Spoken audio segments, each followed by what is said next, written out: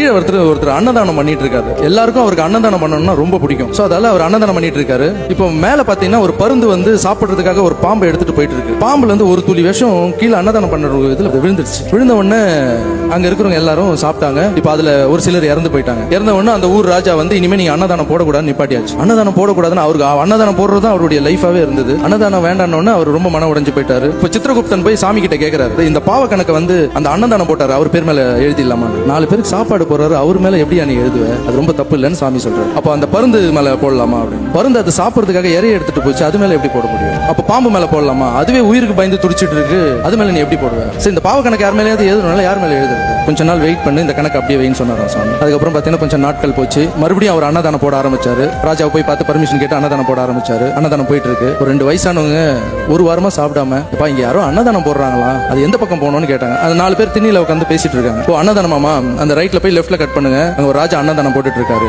அன்னதானம் போய் சாப்பிடுங்க, ஆனா செத்துருவீங்க, உயிரோட இருக்க மாட்டீங்க அப்படின்னா. அந்த வயசானவங்க 2 பேர் சாப்பிட முடியாம திரும்பி போனாங்களாம். சாமி கூப்பிட்டாரு சித்திரகுப்தனை மேல வாக்கு. அந்த பாவத்தை யார் மேல போடணும்னு கேட்டிருந்தல, அந்த 4 பேர் உட்காந்து சும்மா பேசியிருந்தாங்க பத்தியா. அவன் சாப்பாடும் போட மாட்டான், போடுறவங்களும் என்கரேஜ் பண்ண மாட்டான். 2 பேர் போய் ஒழுங்கா சாப்பிட்டு இருப்பாங்க, அவங்க எதுவும் கெடுத்தாங்க. அந்த பாவத்தை அந்த 4 பேர் மேல சேர்த்து விட்டாங்களாம். சோ சும்மா நம்மளை பத்தி ட்வீட் போடுறவங்க பேசுறவங்க இவங்களுக்கு எல்லாம் இருக்கு. சோ அதை நம்ம எதுவுமே பேசிக்க வேணாம், நல்லது வேணா நம்ம பண்ணிக்கிட்டு போயிட்டே இருக்கணும், அவ்வளவுதான்.